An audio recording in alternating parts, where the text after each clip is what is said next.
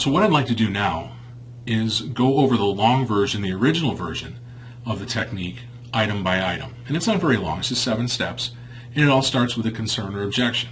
So whether that be price, payment, down payment, or trade, or what have you, it begins with that. So let's go over the 7 steps of the technique. First, you're going to have the counter or response to that concern or objection. Secondly, you will analyze the prospect's reaction. Third, you will close or use a third-party example. Fourth, you will analyze the prospect reaction. Then you will close or retreat or pull back. Then you will counter, respond. And then you will repeat as necessary. And this is the full version to a concern. Again, you counter, respond, you close or third-party example, analyze again, counter, respond, close or pull back, and repeat as necessary.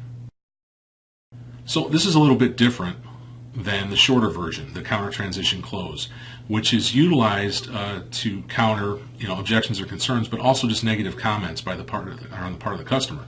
So in other words, they say this is terrible gas mileage, this is not something we would consider. Based on your needs assessment, you can counter, well actually John, this vehicle does get superior gas mileage to the 2 other models you were considering in this segment. Let me show you a few more features, advantages, and benefits that will help you make a better decision. We do think this is the right vehicle. So you can go ahead and counter, transition, close in that way. But let's talk about the technique in its full, glorious form. And it starts with a simple concern or objection. Let's just say, for instance, it's not enough for my trade. So now you have to counter. You have to respond to this. So you can say, John, please understand that the reason your trade is worth what it is the same reason you can buy ours for what you can. The market's related that way. Now wait a very brief second. Analyze the response. Is it positive? Is it neutral? Is it negative? If it's positive, go ahead and close right away.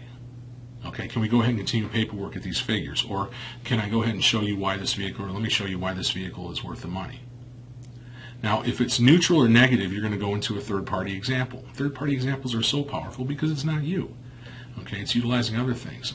In other words, you can say, just last week, not too long ago, just the other day, these all lead into a third-party example, I had a young couple that was had a similar concern, and we sat and we did do some market research right then and there. They saw the value in it, and they took delivery that day.